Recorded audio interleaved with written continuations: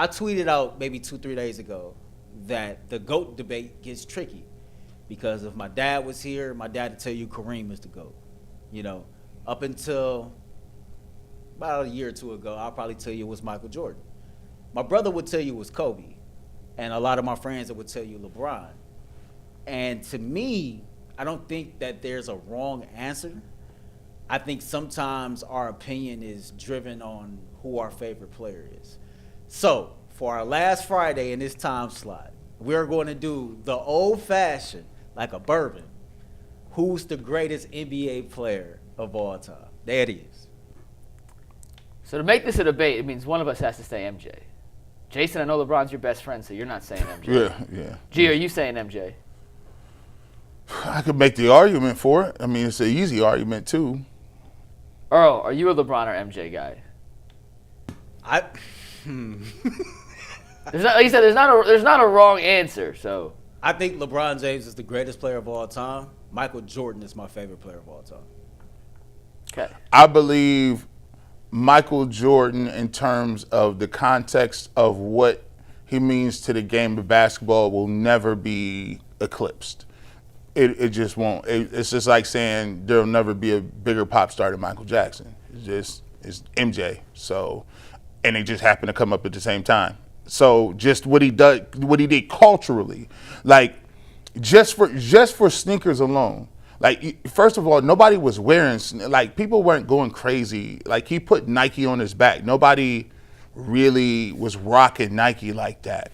Everything was Converse. You know, you come out of the era, he had a different game. He was the first guy who played above the rim like that, like in a graceful way. Of course, there's Dr. J, there's the Iceman, George Gervin, but he was the first to like have a game where, you know, he was shooting a fade away. He was in the dunk contest. He had the sneakers, the tongue. He did this. He had the Gatorade. He had the Wheaties. He was the first megastar in terms of what he was able to do off the court as well as on the court. And then he was just the best dude, and even the best at the time. One of the biggest things I'll give Michael Jordan that even LeBron can't touch when it comes to the argument is, look at all the greatest players.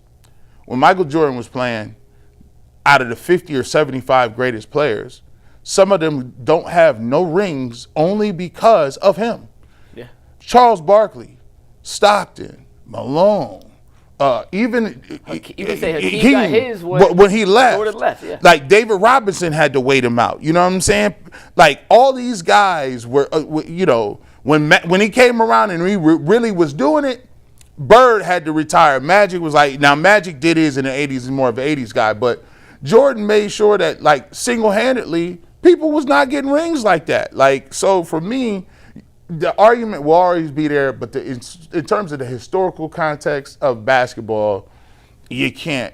I don't wear LeBrons, I wear Jordans. Who's a better scorer, Jordan or LeBron? Who's the all-time scorer? LeBron. But Jordan's a better scorer. I understand the totality, but just I'm making a long-term picture here. Who's a better scorer? I actually think LeBron's a better scorer. I do. I think he chooses not to be. I talked to James Jones about this one time. So what could he average if all he wanted to do was score? He's like, he could average 50 a season if he wanted. Like, he can score as often as he wants. Now, history will show Michael because, you know, whatever. But I think LeBron can get his anytime he wants. He just chooses not to. I agree. LeBron's a better three-point shooter. LeBron is, if he wanted to, he could get to the line just as much as anybody else, especially when he was in his prime. Yeah, I'm biased. Obviously, like, well, I freely admit that. There's not very many things I'm biased about. Like, we joke about I'm dead inside. This is one. This is one I'm totally biased. Like, I love the guy. Like, I was with him for 4 years, so yeah, of course I'm biased to LeBron. But number one all time in scoring, number two all time in assists. I don't know where he's in rebounds. Top 25. Top 25 in rebounds. Today, yeah. Just past Robert Parrish for most games. How is he not the greatest? For the record, I agree it's LeBron. If you want to make the argument that Michael is the greatest winner of all time because of his finals record, okay, fine. It's two different arguments, though. The greatest basketball player of all time is on the screen. Yeah. The longevity factor is what makes it, to me, Yes. a slam dunk. Michael went to the finals 3 straight years and had to retire twice. LeBron went 8 years in a row. That's the big thing. People with LeBron, I hate when people do this. LeBron has been doing this for 20-something years. Michael Jordan got tired twice. Do you know what people would say if LeBron just said, I'm tired and I'm retiring? Yeah. He would get eviscerated. He gets eviscerated for stuff now. And like, here's the thing that I don't understand with, like, his finals record is what it is. It's not great. But, before you finish, Yeah. he got to a finals early, Yes. drug a horrific, no offense to Cleveland, but drug a horrific Cleveland team outside of Drew LeBron Gooden? that year to a finals loss. Only one of his finals losses was he ever the favorite. And that's the Dallas Mavericks, his first year in Miami. Yeah. And that is an inexcusable black mark on his That- resume. you can and there's yes. nothing else you can say about it.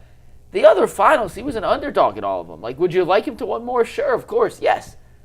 But they lost to some all-time great Golden State teams. Yeah. He had no business being in the finals when they lost to the Spurs the first time. And then when he was in Miami, they lost to the Spurs the second time.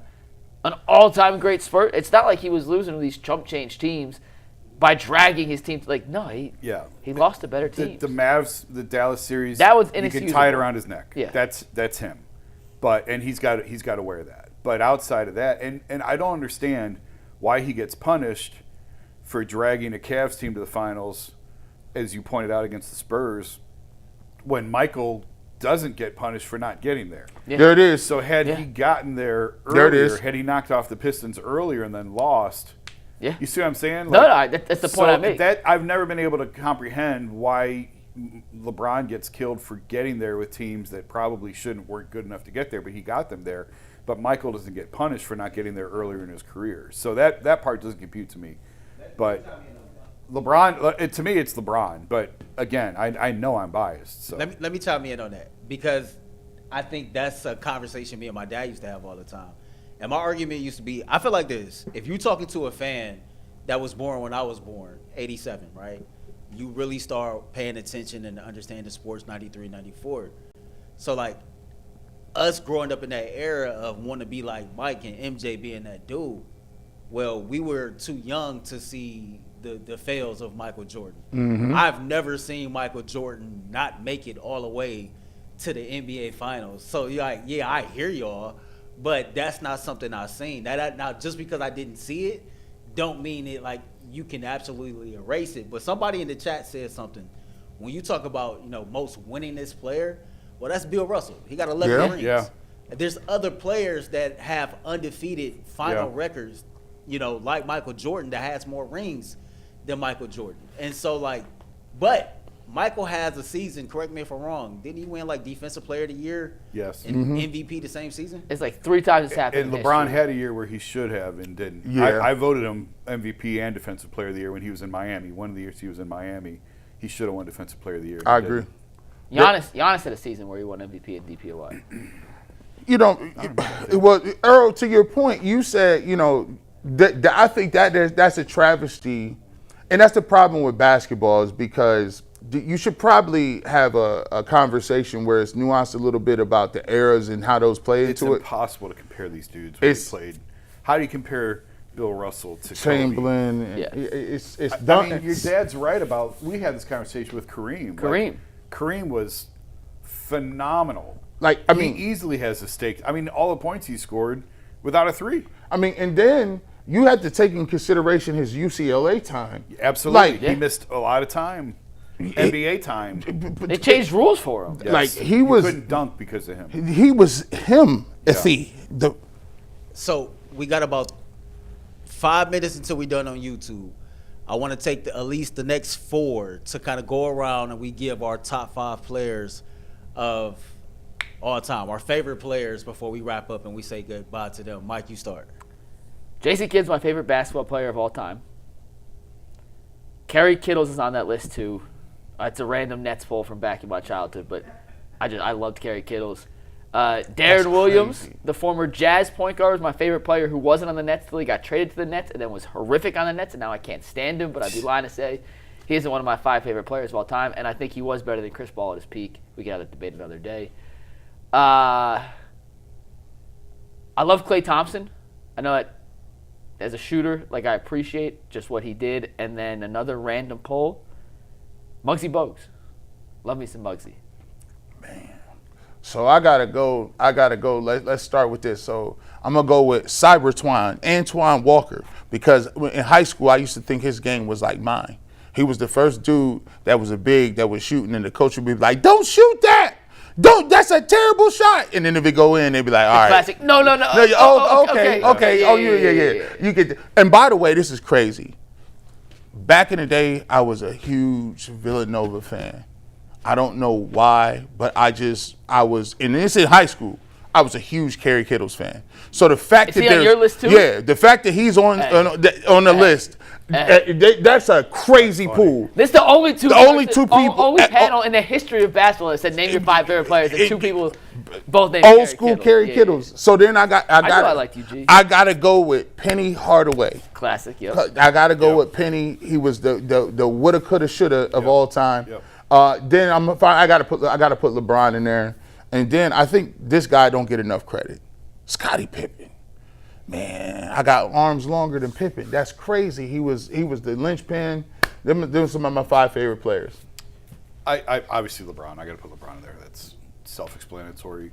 Mark Price was my favorite player from the Cavs from my youth days, so I put Mark in there. I love Dominique Wilkins. Oh, Good one. Because TBS always aired Hawks games. Yeah. we was watching them in the Braves. I could actually put John Battle in there. I don't know why I love John Battle. Everyone has the random. Everyone has the random player they love. I can't put him in the top 5. John Battle is a pool. I loved What a John pool. Battle on the Hawks, and then the Cavs. He came to the. He came to play for the briefly. Cavs. So what is that? Neek, LeBron, Mark Price. That's 4. No, I'm not putting Battle. Oh, okay. That's 3. I'd like to. I'm putting honorable mention guys. I'd love to put Sean Kemp on there from Seattle. He was so fun to watch. Rain Man. He has highlights for days. I will put Kevin Love on there only because, for obvious reasons, I had a great time with Kevin and having conversations with him and like actual real meat conversations. So that was that 4. That's 4. Yeah, give me Kemp, Sean Kemp. And my honorable mention is J.R. Smith.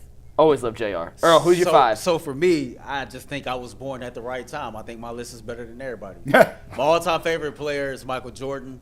Number 2 is Allen Iverson. Number 3 will be LeBron. Number 4 for me is Tim Duncan. I know that's kind of shocking for people, but Tim Duncan is my dog. And then number 5 is Shaq for me. Shaq is just like one of the most dominating force I had ever seen in my life. I got a bunch of honorable mentions. When I seen Glenn Rice go crazy at NBA All-Star Weekend in Cleveland, I immediately started playing with him on the game. Bobby Fields was my favorite Cavs player growing up. J.R. Smith, him and DMX is the only dudes named Earl that's cooler than me. So J.R. Smith is on there, man. But yeah, that great times. Shout out to Bob Sura. Shout out to some random names that didn't expect to get mentioned today on UCSS. Kerry Kittles and John Battle. Kerry Kittles. Chuck John Person. Battle. I used to love the rifleman Chuck Person. Yeah, I mean, obviously Michael. I had a door. Remember the posters, the door posters with the tongue out. Yeah, I had that. The whole joint, on my bro. door as a kid. Vince Carter's an honorable mention for me. I had Michael Jordan on my door and Miss Elizabeth on my ceiling. That's crazy. That's why we should do top 5 female vixens on WWE. We're gonna see you guys on